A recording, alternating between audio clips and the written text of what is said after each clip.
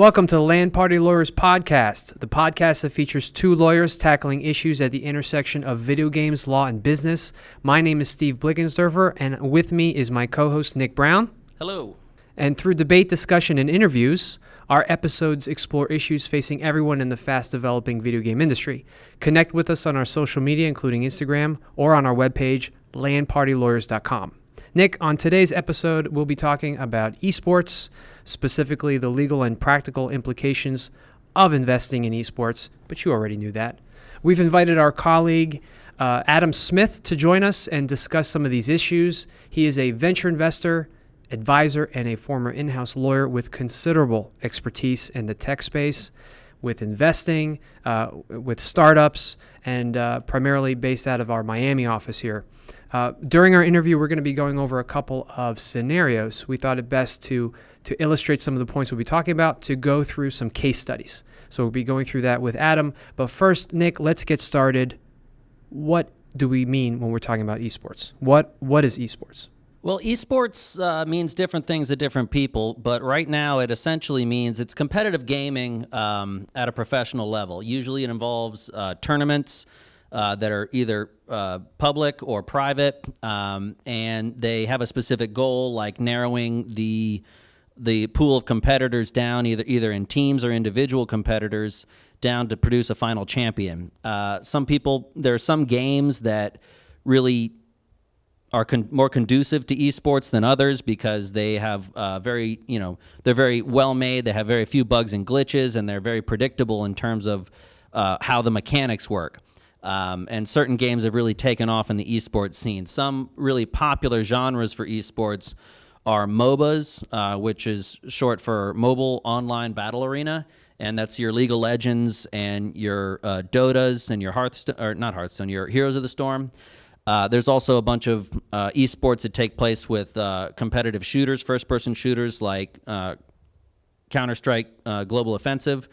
And you also see, my personal favorite are RTS games like StarCraft 2, where you command a whole battle from a top-down view. And you really like Roller Coaster Tycoon. That's your real-time strategy game. I do. I've never been able to get that my Roller Coaster Tycoon skill to a competitive level. But, I can just see everybody in your park just throwing up all the time. With those green faces. All right. Well, you're not invited. Well, one thing I wanted to ask you about this, because we think of esports, you think of competitions, official rules and regulations, but what's to say me setting up a LAN party, which is a local area network for those that don't know, where all computers are connected, and I throw $50 down. Is that an esports competition? I mean, where's the line? I mean, technically that's a competition. I don't know how many people would show up to claim your $50 prize, but any kind of competitive gaming is technically an esport. It would be the difference between playing a pickup game of basketball and going to an NBA game, I suppose. Well, one thing I think my question highlights is that this is such an amorphous term, perhaps, that esports to you isn't necessarily the same to esports to me. I don't know if there's a general consensus other than a competitive level of video games. So anyway, I'm just put a pin in that, Nick. We'll probably hit that a little later in the podcast as we talk about esports. So okay, well, philosophy aside, as an industry, we can be certain that esports is just really blowing up. Newzoo says that by 2020, it's going to be a $2.4 billion industry by revenue. Goldman Sachs recently did a report back in October on esports. It's called, I believe it's called Esports Hits the Big Leagues. And they estimated that right in 2018, esports have 167 million monthly audience. But by 2022, it's going to be a 276 million monthly audience, which would be on par with the NFL. Right now, they estimate that the combined YouTube and Twitch audience is bigger than the combined audiences of HBO, Netflix, and ESPN. So this is no small phenomenon. It's attracting a ton of attention. And it's also seeing a lot of high-profile investments. with attention and media coverage and popularity follows high-profile investments. And we've been seeing a ton. You can't, I don't know what your world is like, but in my world, it seems I don't go more than a couple days without seeing some big new investor stepping into the esports stage. You've got entertainers, like traditional entertainers, like the musician Drake, the actor Ashton Kutcher, J-Lo. multi-talented J-Lo. Yeah. Will Smith is in it, and Puff Daddy, P. Diddy, I don't know what he goes by now. I sometimes call him Dr. Jinx because I'm an It's Always Sunny fan. But he's dipped his toe into the pool as well. In addition, traditional sports athletes have jumped in too. Stephen Curry, Shaq, A-Rod. Rick Fox probably started this whole thing with Echo Fox. Maybe. There you go. LA Laker fans out there. Shaq has invested. A-Rod has invested. Michael Jordan.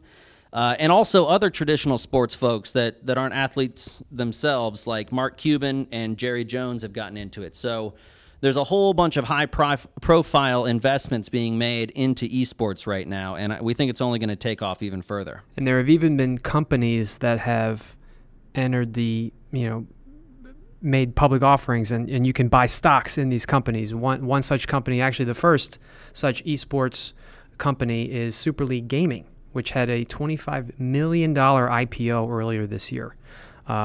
Which that's a lot of money. That's a lot. And it was a 2015 company, which really their MO is they hold local competitions, arguably esport competitions in local areas, local movie theaters or whatnot.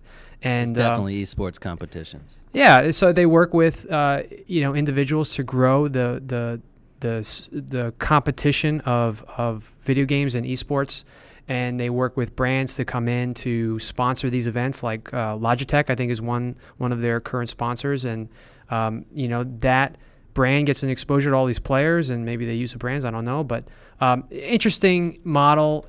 I think the biggest news is just that it was an esports company that had an IPO of that size and magnitude. Yeah, I understand that the share value has gone down a bit since their IPO, and that's really not too shocking. The IPO market for tech companies overall can be volatile, and there's been some economic and trade instability in the past few months that may have contributed to that as well. But the bottom line is a lot of people are watching Super League to see how it goes and to decide if they want to jump in themselves and invest further into the esports scene. Yeah, and it does show you, though, there is just a tremendous appetite for investment in this space. You rattled off a bunch of high-profile A-list celebrity names, but there are also a lot of high-profile A-list investment companies that are investing in this space behind a lot of these artists, which is notable in and of itself. Yeah, and maybe the best example of that is the Overwatch League, which is put on by Blizzard. It's a professional esports league for a game made by Activision Blizzard called Overwatch. And the Overwatch League follows the model of traditional American professional sports teams. You'll remember we talked about this a little bit on the floor of Ultimate Gamer when we talked to Arda Okal, who has a great podcast on esports, by the way, the Business of Esports podcast. Check it out. It's a really good one if you're just interested in the business side of esports. Agreed. No, just a shameless plug right there. So the Overwatch League, just like traditional American professional sports teams, they have permanent city-based teams like the San Francisco Shock or the Toronto Defiant. And the teams, just like traditional sports like football or baseball, they're privately owned. And some are owned by, in fact, owners of traditional sports teams like the Kraft Group, who's affiliated with the New England Patriots owner, Robert Kraft. They have regular seasons and playoffs like traditional sports. The games are played live and broadcast online and on TV. Fun fact, Blizzard actually is using the old NBC studio where Johnny Carson's Tonight Show was recorded. They converted it into an arena for this purpose. It's also a misconception about these competitions like the Overwatch League. There are actually players in the physical stadium. They're not like playing at home and you're seeing it at a random location where everybody gathers. You have literally two teams that are up on the stage or wherever, and they're sitting there at a computer, and you're watching their screen and the casters casting on top of it. So it's like it's an actual event. And I say that because I've had a number of questions about the layout and format of these events and whether there's anybody actually there. And there definitely are. So you probably have many people on this listening to this have probably seen Overwatch on TV, which is another way through which some of these leagues are being esport competitions are being published, which is pretty neat to see. Yeah, the grand finals last year sold out New York's Barclays Center, and it was also, just like you said, it was broadcast on ESPN. So you may have been just clicking through the channels, and you may be able to see someone playing Overwatch, which is pretty cool. It's actually because of the success of the Overwatch League that we have another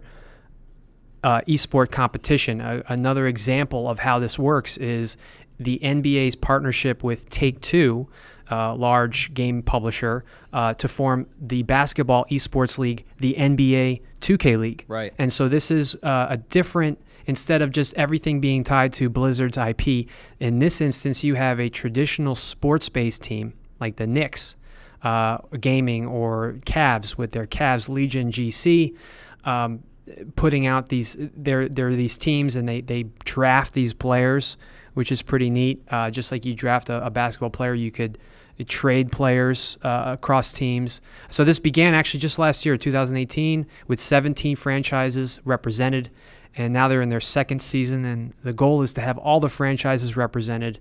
And it's just, it seems like there's a lot of the funding that came for this is from the team ownership, as compared to the other Overwatch League, which is maybe more private equity in a tradition with, the crafts of the world. So, and I think there's similar moves being made in NHL too. They also have a parallel kind of esports league that is affiliated with some of the actual teams, the traditional teams. And we're only going to see more of this over time in perhaps baseball and in other traditional sports formats. And you're going to see other just standalone esport competitions. We didn't go into Fortnite is currently undergoing its world championships right now, and you've got CS:GO is another good one. But we could go on. There's lots of examples. We just chose to talk about those. But let's shift gears right now. Because those are important, Nick. That's why we talked about those. They are important. We're going to shift gears now and introduce Adam back. And we're pleased to have him with us. Again, from our Miami office, he works with a lot of startups. And he's also plugged in the gaming industry and its unique issues. So I think we thought it was best way to showcase the issues here would be to talk about some specific examples to help illustrate how businesses are getting into the game, quote unquote, of esports. You like my pun there? Yeah, it was great. Nick, why don't you start us off? Adam, thank you for joining us. We're really pleased to have you. Great to be here. Awesome. So first example I can think of would be the traditional startup, Adam, since you have experience with startups, looking to get into esports. You imagine this could be anything, but one that came to mind is kind of something that maybe we could talk about, like an analytics company. So I've seen some of these companies that they'll measure or monitor your eye movements and your clicks per second or minute, and track your analytics as you're playing a game. You have a tech startup with that business model in mind. Could you maybe explain some of what advice you would give to a business like that as it relates to esports and investment purposes? Yeah, sure. I mean, look, one of the things that you see, especially when you have a growth area like this, is these areas popping up that are ancillary, right? So you're not necessarily building a game, but you're building either analytics or payment systems or other systems that add to the experience for the users, right? And so in the case of this analytics example that you gave, one of the things that comes to mind is, with startups, you don't have any money, right? And so that's a problem. That's always an issue. And in the case of, because we're using this example, one thing you have to think about is what are you analyzing and what sort of information are you going to have? Because where there normally aren't regulatory issues, here there might be, because you're going to be collecting information about the users of this particular gaming system. So you need to understand what day one you need to know, and what are the barriers to entry for getting into that sort of service. So I think the first thing is to it sounds great to do analytics for video games, but as a startup, when you get into a potentially regulated industry, or area, I should say, it gets kind of difficult. So one of the first things I would want to do is understand what is the information that they're analyzing from these games. What are the platforms that they're going to be providing this service to? Is it, as you guys discussed, there's franchises now, just like the NFL. There's an Overwatch League, and then there's also individual games that are out there either from mobile or otherwise that are not specifically tied to leagues. And what are the rights that you need to have to be able to collect this information? Who are you contracting with? As a startup, you're going to be providing useful information, but who owns that information, right? And are they able to provide it to you, or is it owned by somebody else? I mean, those are just, real Right. quick off the top of my head. I can imagine in the esports, in the digital context, when you have these startups, the IP is super important. Protecting your IP and your rights. You obviously have startups sometimes can struggle to get that stuff in order because it's expensive sometimes to file patents or copyrights or whatnot. But that is when you're dealing with digital assets, it's super important to protect those, I'd imagine. And that'd be part of the conversation is what kind of digital product are you creating and how best to protect it. Right, because like we said, you don't have a lot of money, so you're going to try to figure out either what you need to do to position yourself for investment or what you need to do to position yourself to start generating revenue as quickly as possible. In the case of an analytics company, my suspicion is it would be about the games that you are providing this information to be able to provide advertising information to advertisers and those that would want to know who's playing the game, how often they're playing it, and a variety of other informational things about the players. So that's where you need to be able to accurately provide data about specifically what you're able to provide, because you might find that you can't do it for one platform when you can do it for another. There's some technical limitations in doing that sort of specific, and then we're into the weeds on analytics, but Right. there are...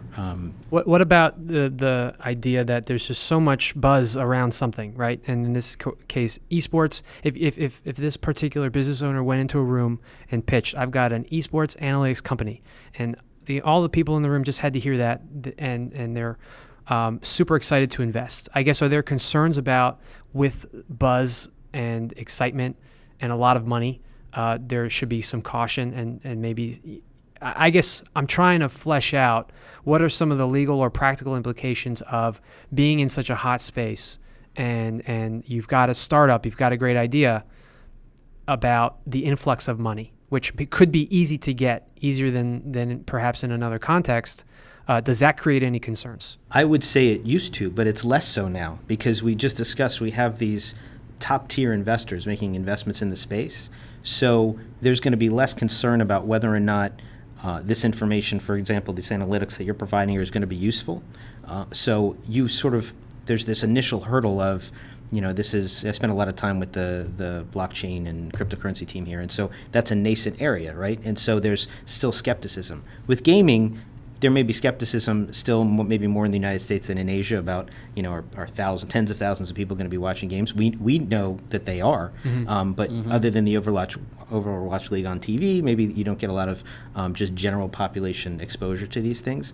But I think you're in a better position today, certainly than you were 3 or 5 years ago, walking in a room and talking about services you're providing as a startup to the gaming industry or to a particular game or to one of these franchises or to a league, because that data is vitally important to them because they're also trying to gain customers and raise money. Great. And there could be like legal landscape changes, right? Like yes, gaming is a little more established now than it was a few years ago, and maybe more so than blockchain right now. But for example, there's a U.S. senator that just announced that he's planning on regulating loot boxes and microtransactions, and so it would be a real bummer to have just put a bunch of money investing into some loot box company only to hear this legal change that is coming and could rip the rug out from under you. I'd imagine that would be part of the due diligence you'd want to do before getting involved like that and laying down your money, right? Yeah, I mean, look, if we can flip to the investor view on this stuff a little bit. So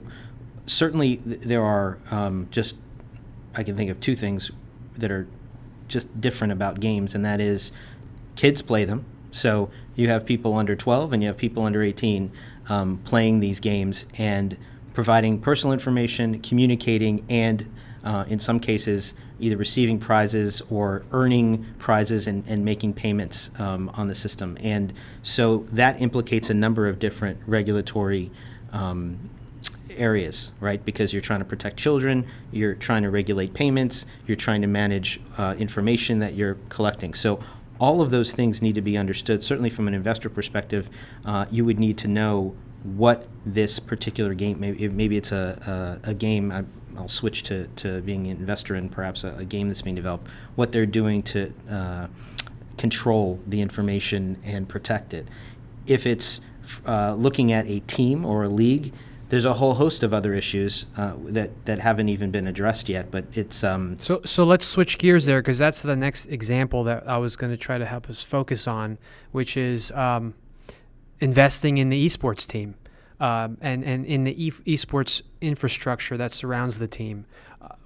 What are some of the unique considerations there, and can we analyze it in the context of something traditional like investing in a traditional sports team? Absolutely, yeah. So that's where you start, and then it digresses a little, and you have to kind of find your way, right? I mean, so the first thing we know is that we've discussed, especially folks like Jerry Jones or Mark Cuban, who have invested, who are team owners. That is a incredible signal to investors that people who know the sports space are now moving into esports and see incredible value there. So when you look at investing in teams, I think the first thing is to understand some basics. For example, a lot of teams are created around a corporate entity that owns several teams. Are you investing in one team? Are you investing in all the teams? Are you going to be able to diversify yourself so that maybe one team plays Overwatch and another plays League of Legends or what have you? So the question is, are you investing in a particular game? Are you investing in a particular technology platform? Right, because more often, more than any other, I guess, professional sporting competition, is that this game could be here today and gone tomorrow versus baseball or whatever that'll last a number of years. Exactly. And HOTS is a classic example that we always return to, which is Blizzard announcing suddenly that it would withdraw its support from this game, which caused some esport teams to basically fire their players and just regroup. Right. So is it going to be after a bunch of people had really made some real reliance significant and investments, planning exactly. on, practicing and investing time and money, relationships into getting into this game, only to have the developer of the game say, thank you for your interest, but right. we're not planning on continuing to support this. They're still supporting it, obviously, but not at the same level right. that they were when they were expecting it to go on to blow up as an esport. But that's where I see it digress a little, is where the NFL, certainly the owners have the control and the input on a variety of things. If you own a team in the Overwatch League, the question is, what input do you have with regard to the game and its features and the tournaments and what have you? And I don't know the answer to that question, but that's probably certainly something. Yeah, and so that's something as an investor you have to understand and try to diversify. So I see this as several different areas. You want to understand the corporate structure that you're investing in. You want to also understand the technology platform and game that's being focused on. Multiple games, one game. Is it a mobile game? Is it a game that it's only on PS4? Is it only on Xbox? Is it on both? Is it a PC game? Is it all three? Is it interoperable? What is it that you're investing in that this team is playing, and who controls it? Because as opposed to some traditional sports, this is a whole new world where there is a level of control. I mean, Frank, we just saw the Chinese government make a change to a game that millions of people were playing in China. So you're referring to PUBG porting over to China. Exactly. And I think, what is it called?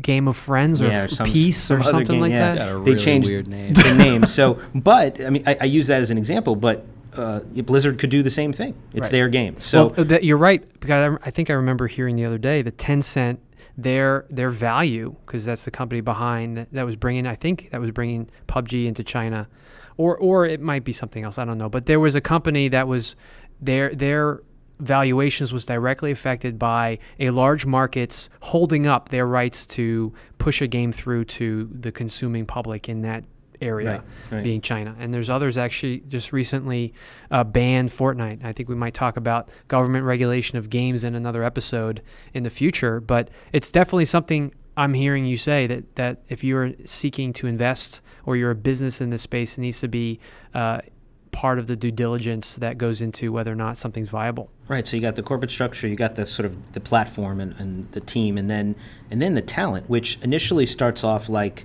your typical talent in professional sports, right? And there's certainly a lot of established law, a lot of established contracts, a lot of agents that understand how this all works, and it's very much like the standard entertainment industry, because there are a lot of, with teams, as you can imagine, ancillary IP rights that go along with that, whether it's hoodies, T-shirts, hats. Those are not cheap what either. have you, and the talent having to do a certain number of hours in front of the press or whatever they might have in their contracts. This gets a little more interesting because you can play remotely. You can. Well, some people even question whether or not those houses are necessary when you can all just play remotely. And that's often in their contracts where they're providing them housing. And so you need to sort of understand what the team is doing and what the contracts with these employees, who are the team members, what they say. And as a lawyer, what would you be looking at? So I think I would want to understand how much of what these individual players are doing, how much of it is controlled and what's owned by the team. So, for example, just to use a real traditional sports example, Steph Curry or Tom Brady aren't wearing GoPros during games, right? Clearly, that would be something that if they did, both the NBA and the NFL would have to approve, and the team would approve, and the team would get the revenue from whatever that was. But you can go home and record streaming if you're a star player, and the question is, does the team own that stream? Right? If you're playing for fun, if you're playing, so there's a number of different aspects to this that are a little bit different than traditional sports. And the friction between, I guess, the player and what they own and what the team would own, especially in an area like esports where your star could rise pretty quickly, your brand could take off when you're streaming at home and you're doing your own thing. I mean, Tfue's lawsuit against FaZe Clan is a classic example of when things go south, when you've got someone who has risen to fame on his own at the same time he joined a clan, and so there's kind of a direct correlation there, and then it's turning around eventually and suing his clan and alleging that they are acting as an unlicensed talent agency.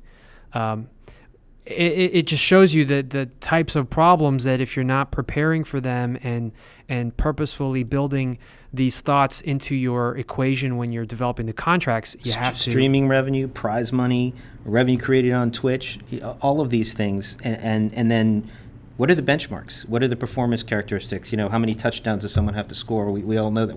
What is it when you're playing League of Legends, right? And so that's a whole different thing. But I think to emphasize for everyone listening, I suspect it's generally people that understand this, but this is serious. This is 100 million people watch the Super Bowl, 75 million people watch League of Legends in the last championship. So this is real serious business. This is not something that we're waiting to grow. This is not a single Budweiser ad.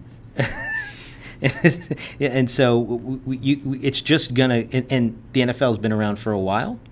And so you can imagine over time that's going to, in fact, I think you mentioned that one of you mentioned that there's a statistic that is going to certainly surpass 100 million viewers over time. So this is really important for everyone to understand because it's going to. I mean, you don't want to invite problems, right? So if you wait too long to do something, as we're seeing with the loot box microtransaction scandal, I'm going to call it a scandal, which is.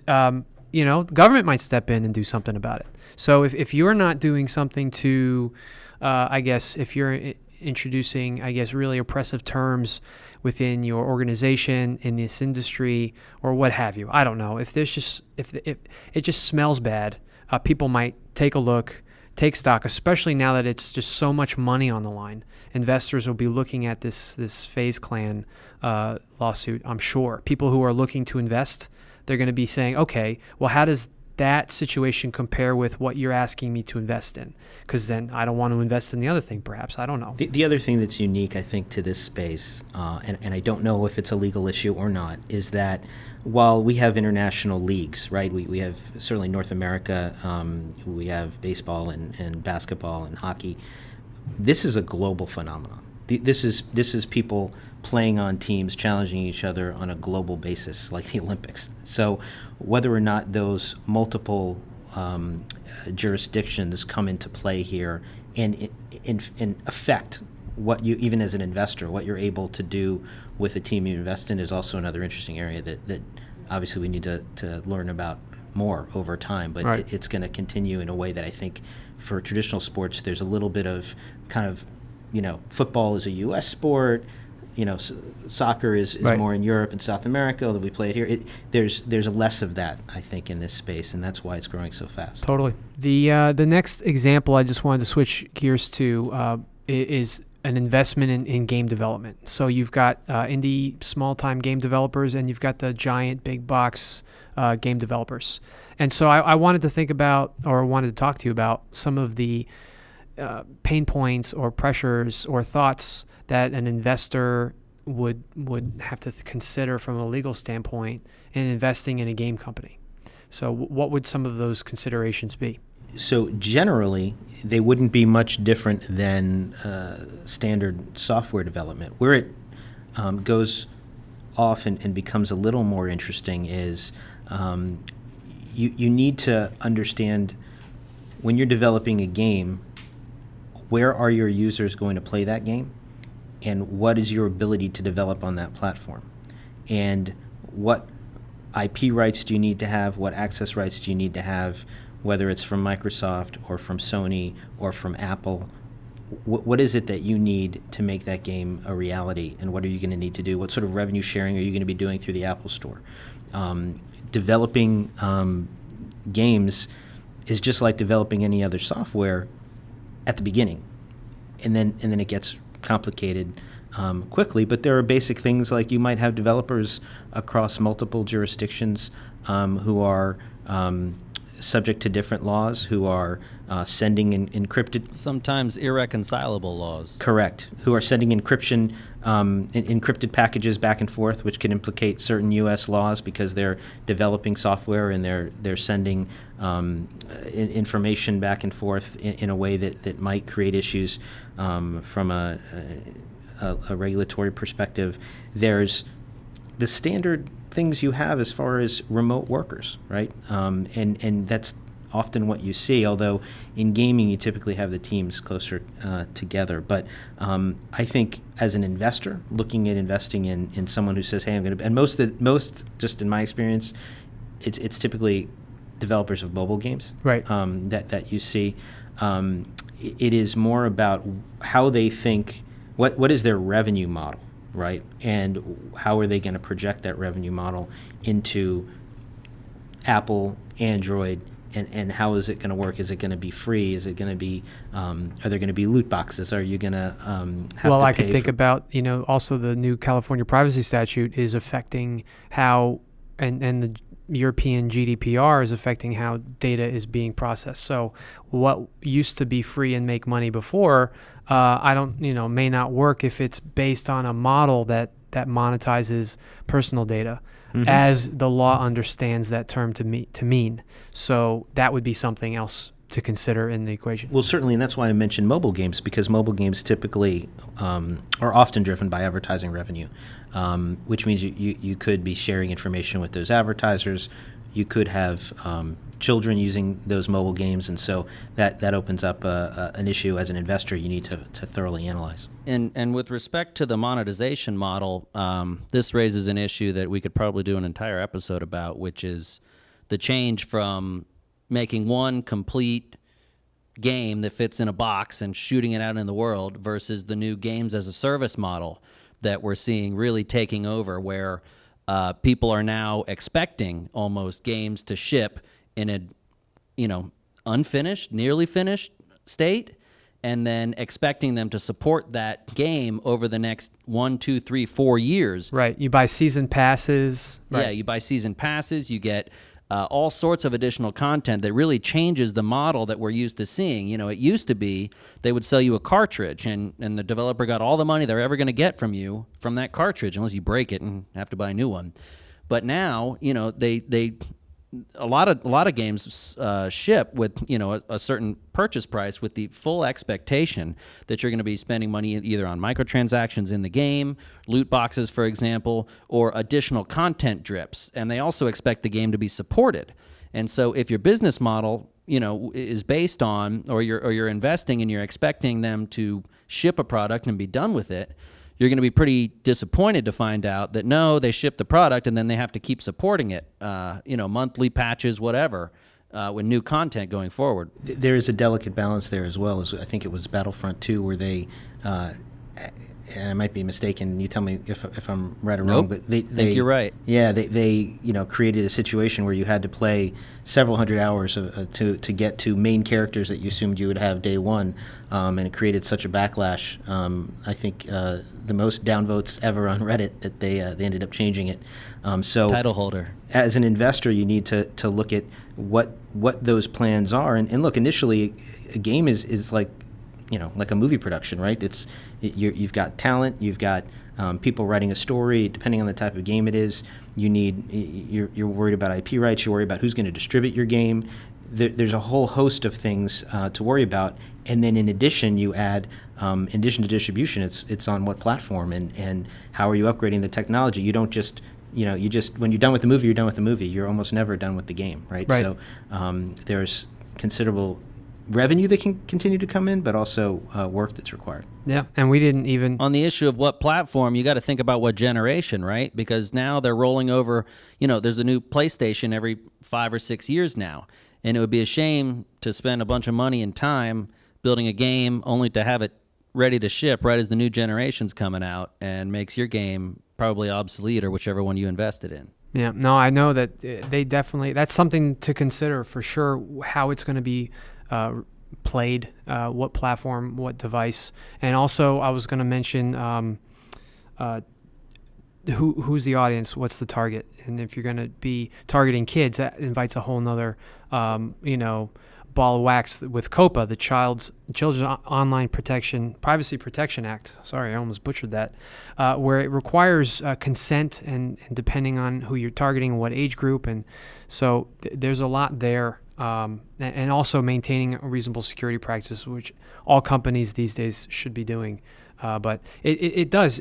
Any one of these decisions invites a whole other host of other questions that need to be asked and looked at, both from a legal and a practical investment context as well. There's a significant IP component in these that needs to be understood, just because there's, and it's not just necessarily patents or trademarks, but it's ownership of rights, and it's the ability to put yourself on these platforms and who owns what's been developed. So very cool. Well, I don't have any more questions unless you do. Adam, maybe what games have you been playing recently?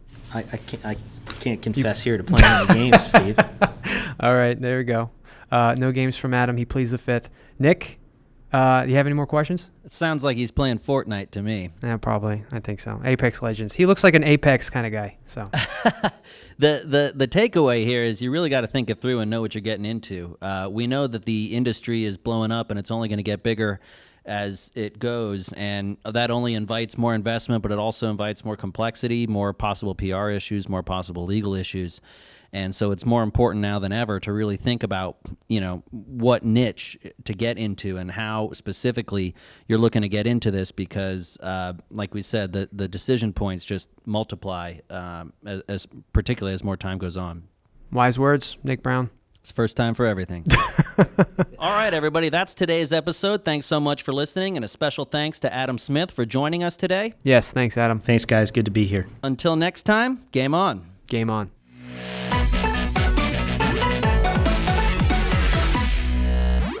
You've been listening to the LAN Party Lawyers podcast series with Steve Blickensderfer and Nick Brown. To learn more about our e-gaming and esports practice, visit carltonfields.com. This podcast is intended for general information and educational purposes only and should not be relied on as if it were advice about a particular fact situation.